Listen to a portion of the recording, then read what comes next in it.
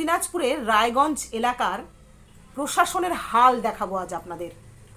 On duty police রোডের উপর duty করছেন, কি পরিস্থিতিতে ডিউটি করছেন সেটাই আপনাদের দেখানোর উদ্দেশ্য।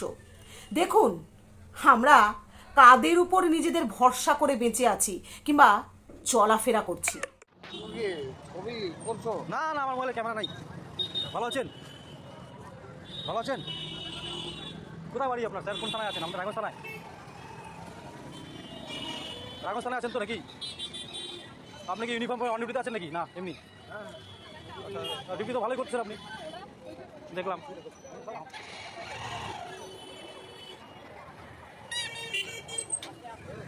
না স্যার ডিউটিতে আছে, স্যার ডিউটিতে আছে তো, অন ডিউটি ইউনিফর্ম পরে আছে। স্যার আপনার কি রায়গঞ্জ থানা? কোথায় যাচ্ছেন স্যার? একটু দাঁড়ান। আপনি ইউনিফর্ম পরে ডিং করে আছেন, কেমন দেখা এটা ব্যাপারটা? চারিদিকে এত ঘটনা হচ্ছে। আশা করি ভিডিওটা দেখার পর আমার বন্ধুদের আর নতুন করে কিছু বলার নেই, কারণ এরকম প্রতিচ্ছবি প্রায় মাঝে মধ্যেই এখন দেখা যায়। তবে প্রশ্নটা অন্য জায়গায়।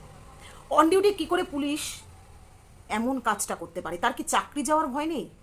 নাকি সেও দুর্নীতিগ্রস্ত এতটাই যে তাকে ছোঁয়ার কেউ নেই? কোনটা?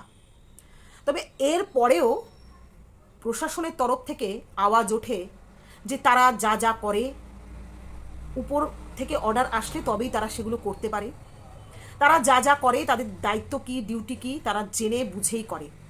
তাহলে কি উপর তরফ থেকে বা উপর মহল থেকে এরকমই দায়িত্ব পালন করার কথা বলা হয়? যাই হোক, আমার জানা নেই। এই ভিডিওটা শেয়ার করুন, এতটাই শেয়ার করুন যাতে রাজ্যের মুখ্যমন্ত্রী অবধি এই ভিডিও পৌঁছায় এবং এই পুলিশের কি শাস্তি হওয়া উচিত কি উচিত নয় তার উপরেই ছেড়ে দেওয়া হয়। দেখা যাক উপর মহলের আদেশে আগামী দিনে প্রশাসন আর কি কি কাজ করতে চলেছে। তবে আমাদের চুপ করে থাকলে চলবে না। যে ব্যক্তি এই ভিডিওটা করে পোস্ট করেছেন তাকে স্যালুট করি। এই ব্যক্তির মতোই প্রতিবাদ জানান। নিজেকে পিছিয়ে রাখবেন না, মুড়িয়ে রাখবেন না, তাতে করে আপনার ঘরেরই ক্ষতি হওয়ার সম্ভাবনাটা বেড়ে যাবে। আজ হয়তো নিজের পিঠ বাঁচিয়ে চলে গেলেও যেতে পারবেন, কিন্তু একদিন যখন আপনার ঘরেই এই সমস্যাগুলো ঢুকে পড়বে তখন কিন্তু পালানোর পথ পাবেন না।